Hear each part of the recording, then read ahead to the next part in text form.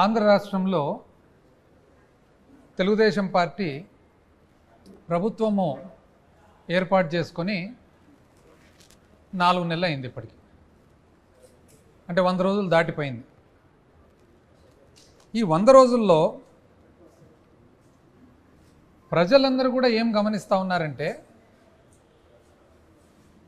పరిపాలన అంటే 100 రోజుల పరిపాలన ఏ విధంగా ఉంది అంటే, ఎక్కడే కానీ ఆ ఫీల్ గుడ్ అంటే ఉత్సాహంగా మొట్టమొదటి ఒక 100 రోజులు ప్రజలందరూ కూడా సంతోషంగా ఉత్సాహంగా ఉండే పరిస్థితి ఏమాత్రం కనపడడం లేదు.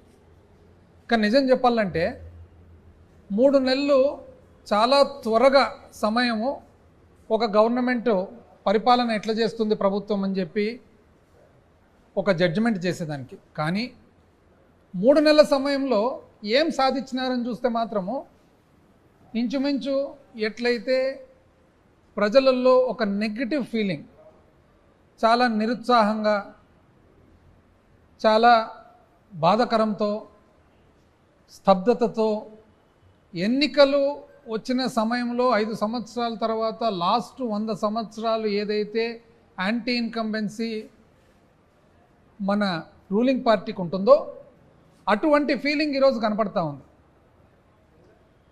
ఇంతవరకు అసలు ఆశ్చర్యం, 4 నెలలైనా కూడా బడ్జెట్ ప్రవేశపెట్టలేదు. అంటే ఏది జరిగినా కూడా గత ప్రభుత్వం.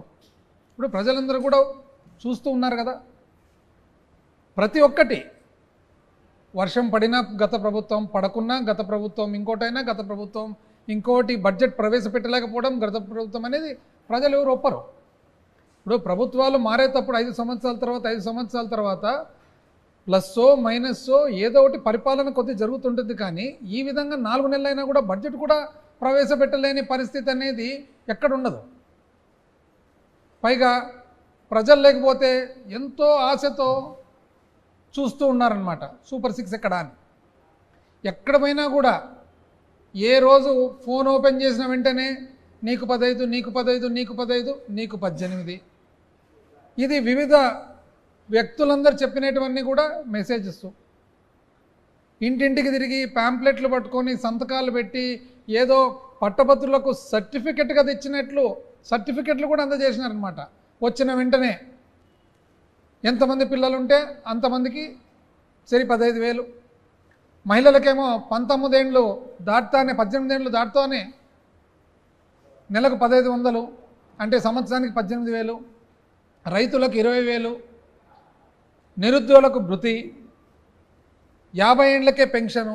పాపం పల్లెటూళ్ళల్లో దాని తర్వాత టౌన్స్లో చూసినట్లయితే 50 సంవత్సరాలు అయింది ఇంకా పెన్షన్ ఎక్కడ అని చెప్పి వేచి చూస్తూ ఉన్నారు. ఎందుకంటే చెప్పడం కూడా ఎంత ఫోర్స్తో చెప్పడం జరిగిందంటే తెలుగుదేశం పార్టీ ప్రమాణ స్వీకారం చేయడం తొలి సంతకాలు ఈ సూపర్ 6 అని, మొట్టమొదటి సంతకాలే ఈ సూపర్ 6 వస్తాయని ప్రజలు కూడా అంత అన్వేషణతో ఆశతో పాపము వాళ్ళు వెయిట్ చేస్తూ ఉన్నారనమాట. ఇక్కడ చూస్తేనేమో చాలా నెగిటివ్ ఫీలింగ్తో ఏమి ఈ 3 నెలలు 100 సంవత్సరాలు దాటి 4 నెలలు ఏం గమనించామంటే, మొట్టమొదటి నెల 2 నెలలు 3 నెలలు విపరీతంగా కొట్లాటలు, ఊరూరులో కొట్లాటలు.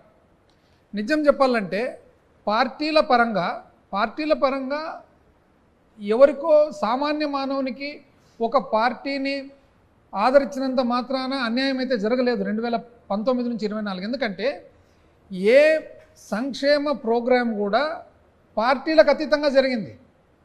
పార్టీలకు సంబంధం లేకుండా, ఎటువంటి కులానికి మతానికి సంబంధం లేకుండా అర్హత ఉండే వాళ్ళందరికీ కూడా సంక్షేమ ప్రోగ్రాంలన్నీ అందినాయి. కాబట్టి ఒక వ్యక్తి ఎవరన్నా కానీ నేను ఈ పార్టీని ఆదరించినా కాబట్టి నాకు జరగలేదని చెప్పేదానికి వాస్తవానికి లేదు.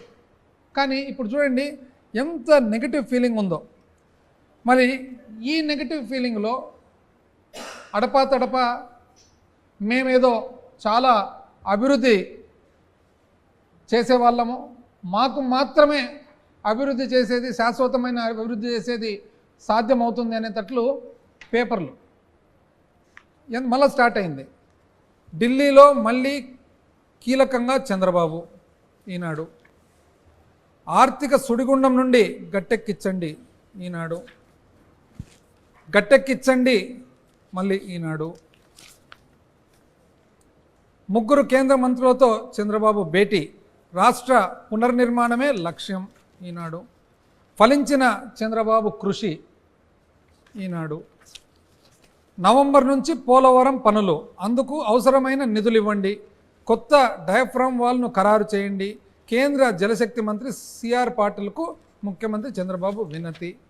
పోలవరం పనులు అంటే ఎవరన్నా చూసినట్లయితే అసలు పాత సిస్టమ్ మాదిరే. అంటే చంద్రబాబు నాయుడు గారు ఇక్కడ బయలుదేరడం నుంచి పోతూ ఉన్నాడు, పోబోతూ ఉన్నాడు, ఢిల్లీలో ల్యాండ్ అయ్యాడు, వీళ్ళని కలుస్తున్నాడు, కలవబోతున్నాడు. అంటే ఇవన్నీ కూడా ఏదో శాశ్వతమైన కార్యక్రమాలన్నీ కూడా వాళ్ళకు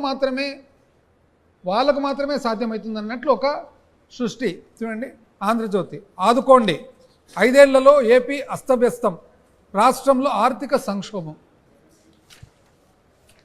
త్వరగా ఇవ్వండి పోలవరానికి 12,500 కోట్లు. అంటే 12,500 కోట్లు త్వరగా ఇవ్వండి అని ఎప్పుడు రాసినారు? 27 జూలై 27. దాని తర్వాత ఆగస్టు 17 పోలవరానికి త్వరగా నిధులు ఇవ్వండి, ఆలస్యమైతే మరో సీజన్ కోల్పోతాం, ఢిల్లీలో జలశక్తి మంత్రికి చంద్రబాబు వినతి.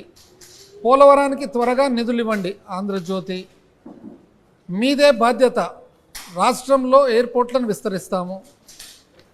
ఇది అంటే ఆంధ్రజ్యోతి. ఏ విధంగా పోలవరము యాక్చువల్గా ఇప్పుడే అసలు నిర్మాణం జరుగుతుందనేటట్లు ఒక సృష్టి, ప్రజలకు మెసేజ్. వాస్తవాలు ఏమనేది ఈరోజు నేను తెలియజేయాలనుకున్నాను ప్రజలందరికీ కూడా మీ ద్వారా. ఎందుకంటే ఎన్నో విషయాలలో వైఎస్ఆర్ కాంగ్రెస్ పార్టీ ప్రభుత్వము జగన్మోహన్ రెడ్డి గారి నాయకత్వంలో శాశ్వత అభివృద్ధి కార్యక్రమాలు సాధించడం జరిగింది.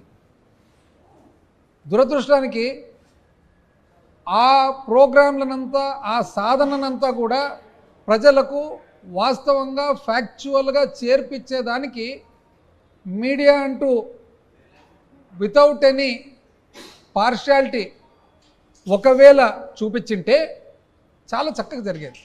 ఎందుకంటే ప్రజలందరికీ కూడా ఏం జరిగింది అని తెలిసేది. ఇప్పుడు ఉదాహరణకు నేను చెప్తాను. అప్పు, మంగళవారం అప్పు, ఈ నెల అప్పు, ఆ నెల అప్పు, రాష్ట్రం అప్పు, శ్రీలంక కాబోతుంది. ఇప్పుడు ఎక్కడండి 4 నెలలు అయింది కదా. 4 నెలల్లో మరి